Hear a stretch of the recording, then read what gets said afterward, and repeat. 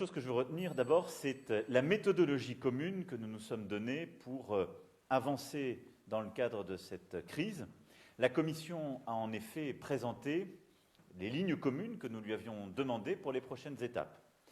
Ces lignes communes mettent en avant la nécessité d'avoir une approche progressive et graduelle, de commencer en particulier par les écoles, d'avoir beaucoup de prudence et une évaluation constante, d'avoir une approche coordonnée sur les frontières, en particulier extérieures de l'Union européenne, de mettre en place, si c'est utile, une application numérique pour ce qu'on appelle le traçage, mais sur une base toujours volontaire, respectueuse des règles européennes et de l'anonymat. Je cite là quelques-uns des sujets qui vous montrent que le travail qui est aujourd'hui celui du gouvernement français, sur la base des annonces que j'ai pu faire le 13 avril dernier à nos concitoyens, s'inscrit bien dans le cadre et en cohérence avec ces lignes communes que nous a données la Commission européenne aujourd'hui. Ce qui est, à mes yeux, une source de confiance et de confort, car il est important que nous soyons en ligne avec nos partenaires et que nous nous inscrivions dans cette cohérence européenne. Plusieurs autres sujets et initiatives communes ont aussi été poussés sur l'Afrique, où la volonté de tous les partenaires européens est bien d'avancer ensemble. Nous avons, vous le savez, lancé une initiative à l'issue du dernier G20. J'ai eu l'occasion de m'entretenir avec l'Union africaine, plusieurs chefs d'État et de gouvernement, et nous avons signé avec plusieurs dirigeants africains européens une initiative en 4 axes pour l'Afrique, et celle-ci est soutenue fortement par l'Union européenne. Nous avons aussi une volonté commune d'avancer sur les diagnostics, traitements et vaccins. Et sur ce sujet, nous avons là aussi engagé depuis plusieurs semaines un travail en profondeur avec l'Organisation mondiale de la santé, plusieurs fonds thématiques, des grandes organisations et fondations publiques et privées. Et nous aurons l'occasion demain, en début d'après-midi, avec l'Organisation mondiale de la santé, de lancer cette initiative qui, elle aussi, s'inscrit dans une cohérence européenne, puisqu'après le lancement de demain, nous aurons le 4 mai prochain la conférence de financement de cette initiative qui sera conduite avec la présidente de la Commission européenne, Ursula von der Leyen. Il y a 2 autres sujets que je veux retenir de ce Conseil européen qui, sur le plan économique, industriel et financier, ont structuré nos débats. La première chose, c'est la souveraineté européenne, l'autonomie stratégique européenne. C'est un concept que la France pousse depuis près de 3 ans, vous le savez, sur lequel nous sommes beaucoup engagés, qui est décliné sur le plan du numérique, sur le plan de l'écologie et aussi de notre politique industrielle. Un consensus est en train de se forger à la lumière de cette crise pour renforcer l'autonomie stratégique européenne, c'est-à-dire notre souveraineté, notre capacité à réduire notre dépendance à l'égard du reste du monde, renforcer notre capacité à produire sur le plan sanitaire, nous l'avons vu avec les matériels de protection, mais aussi beaucoup de ce dont nous avons besoin dans cette crise. La France s'est organisée pour produire elle-même plusieurs de ces matériels. L'Europe l'a aussi fait et nous devons aller plus loin, plus fort. Mais sur beaucoup de secteurs industriels, il nous faut renforcer notre autonomie stratégique. Nous avons donc demandé cette analyse à la Commission européenne avec la volonté de réorganiser nos chaînes de production pour réduire notre dépendance au reste du monde. C'est important pour l'Europe, c'est très important aussi pour la France. À côté de ce concept et de cet objectif de souveraineté, c'est la notion de solidarité qui a été largement abordée. Cette crise touche très sévèrement plusieurs pays européens, la France en fait partie, mais je veux avoir une pensée toute particulière pour plusieurs de nos voisins qui sont encore plus durement touchés que nous. Nos voisins italiens, nos voisins espagnols, nos voisins belges tout particulièrement. Remercier aussi plusieurs voisins qui ont été solidaires sur le plan sanitaire. Je pense à l'Autriche, à l'Allemagne, au Luxembourg, et pour parler d'un pays non membre de l'Union européenne, à la Suisse aussi. Mais cette crise, je le disais, a plus touché certains pays que d'autres. Des plans de relance, plutôt des plans d'urgence, ont été mis en œuvre dès le début, avec des sommes massives qui ont été mobilisées. Nous le savons pour ce qui est de la France, avec des chiffres vertigineux, c'est vrai de la plupart des pays européens. Néanmoins, ces réponses sont asymétriques, car la garantie des États n'est pas la même dans ce contexte. Et donc la garantie qui est apportée par des États dont la signature est très préservée ne sont pas de la même nature pour leurs entreprises que celle qui est apportée par des États plus fragilisés.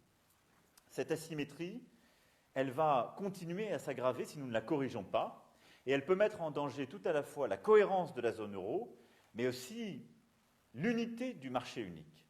Et je crois que c'est très important, ça a été rappelé avec beaucoup de force par la présidente de la Commission européenne comme par la présidente de la Banque centrale européenne aujourd'hui.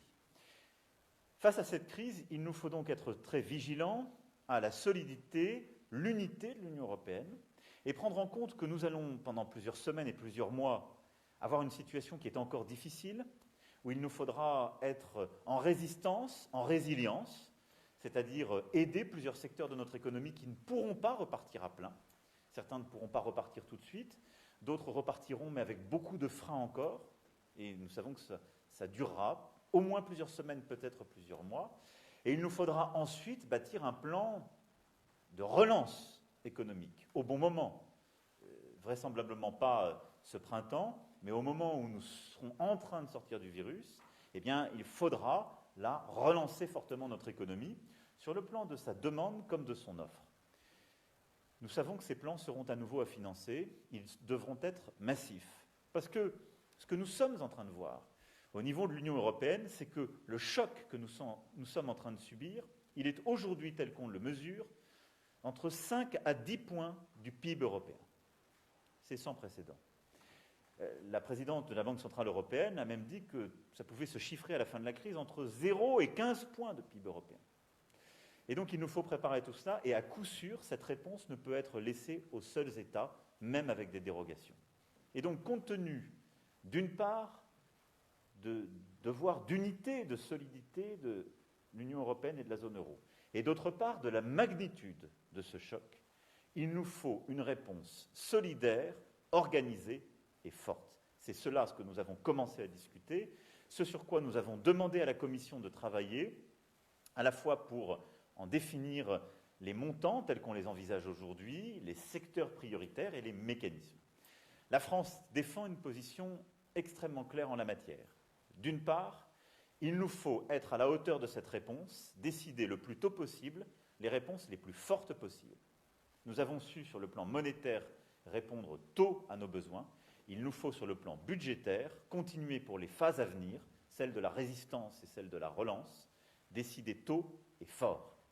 Il nous faut donc cette réponse forte qui est à la mesure de ce que nous voyons aujourd'hui, 5 à 10 points de PIB au mois. La deuxième chose, c'est qu'il nous faudra une capacité commune d'endettement pour financer cette réponse. Les États n'ont pas la possibilité de le financer sur la base de leur contribution.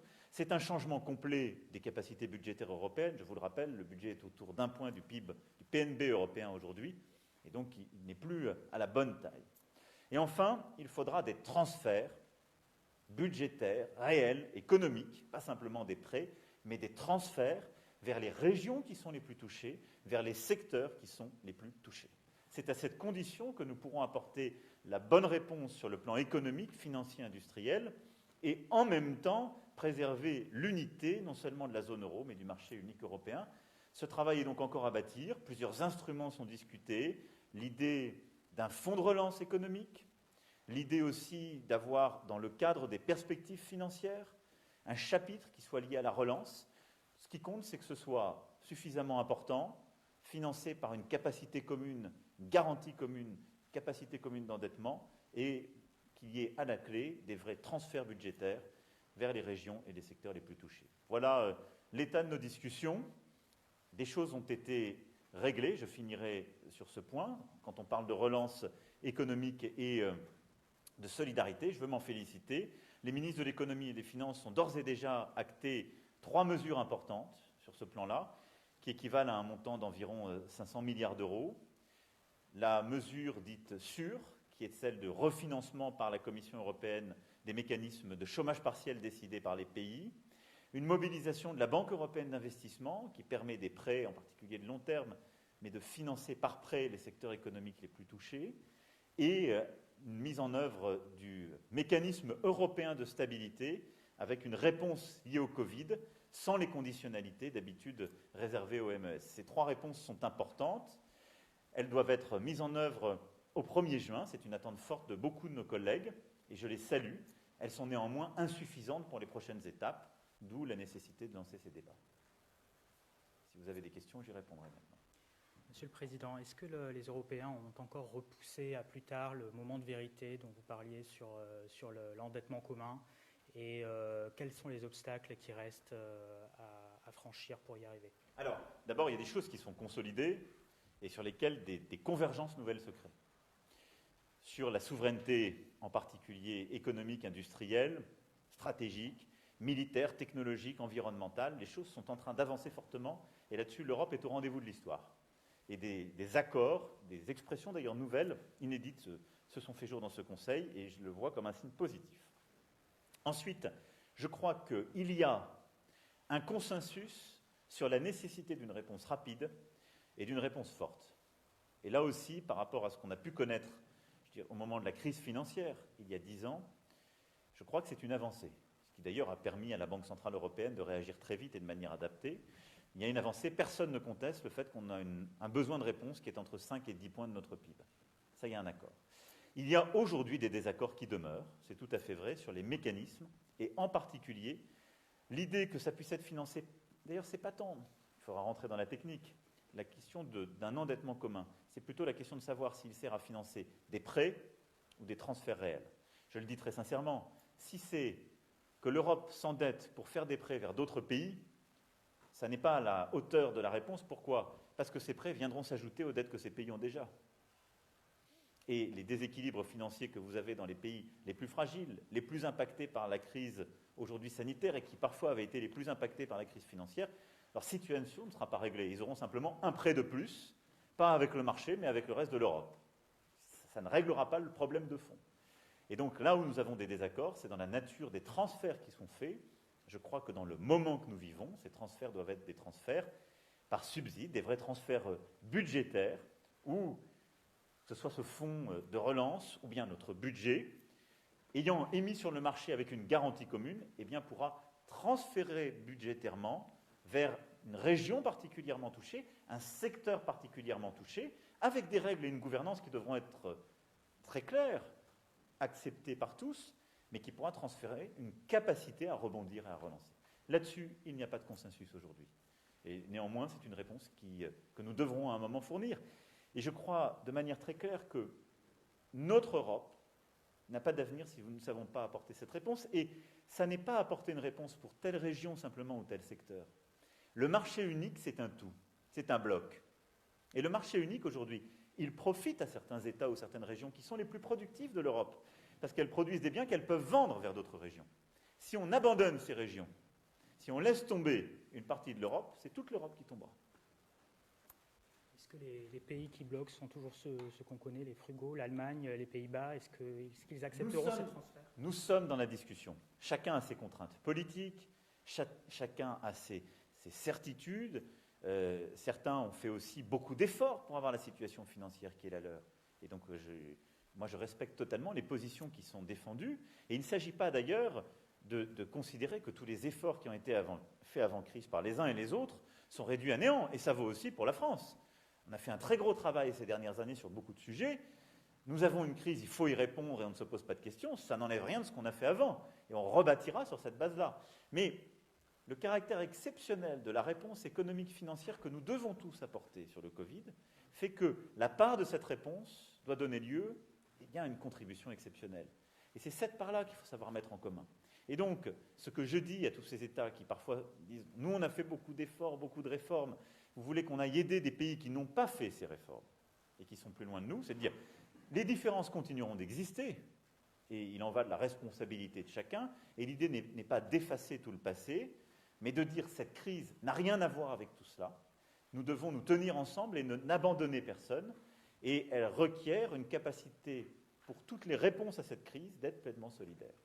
Et donc oui, il y a des désaccords. Il y a des États dont la psychologie profonde, dont les contraintes politiques justifient des positions très dures. Je crois que tout ça doit se bâtir dans la discussion et les prochains jours et prochaines semaines seront très importants. Nous avons un nouveau rendez-vous qui se tiendra début mai. La Commission va clarifier les propositions qu'elle peut nous faire. Nous allons nous-mêmes travailler sur des formats multiples, c'est-à-dire en bilatéral avec plusieurs pays, nous retrouver dans des groupes adaptés pour faire avancer ce débat. Mais je le dis avec beaucoup de force, et je le redis, l'Europe est à un moment de vérité, et nous devons tout faire pour qu'elle ait une réponse à la hauteur de son histoire, c'est-à-dire avec la bonne ambition, et aussi changer des habitudes qui sont parfois les nôtres, parce que ce virus est un choc exceptionnel pour nos sociétés, pour nos pays. Il implique donc une réponse exceptionnelle. Merci à vous. Bon courage, hein. Bon courage à vous dans cette période également, avec toutes les contraintes qu'il y a pour exercer le métier, je le sais. Merci en tout cas. Allez, on continue. Non, merci beaucoup. À bientôt. Bon courage, à bientôt.